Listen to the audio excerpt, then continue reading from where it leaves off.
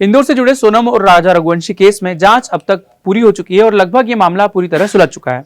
अब तक सभी को लग रहा था कि सोनम और राज के बीच में प्रेम संबंध तो है, लेकिन ये हत्या क्यों हुई है इसका जवाब अब तक किसी को नहीं मिला था। तो अब पुलिस की पूछताछ में सोनम और राज ने पहली बार है कि ये हत्या जो उन्होंने की है उसको कबूल करने के साथ साथ उन्होंने ये भी कबूल कर लिया है कि वो दोनों रिलेशनशिप में थे। इसी पर अब मेघालय पुलिस को बड़ी कामयाबी मिली है।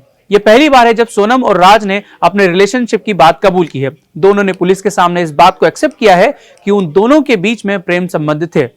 केस में ट्विस्ट ये भी है कि राज और सोनम के रिश्ते को लेकर उसके परिवार को भी पूरी बात पता थी और अब एसपी विवेक सिंह ने यह बताया है कि वे दोनों किसी को अपनी जिंदगी से बाहर निकालना चाहते थे। यहां पर किसी का भी मतलब राज से है, वो राज को अपनी जिंदगी से बाहर निकालना चाहते थे।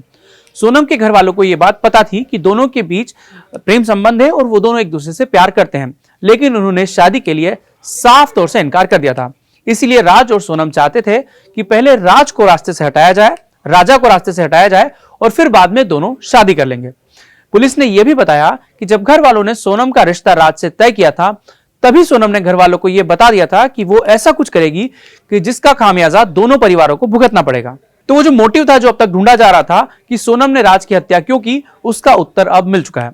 वहीं पुलिस को अब इस मामले में हवाला कारोबार का इनपुट भी मिला है और अनुमान है कि सोनम के लैपटॉप में इसके लेन देन का हिसाब मिल सकता है। इसके अलावा राज की हत्या के डिजिटल एविडेंस भी मिल सकते हैं।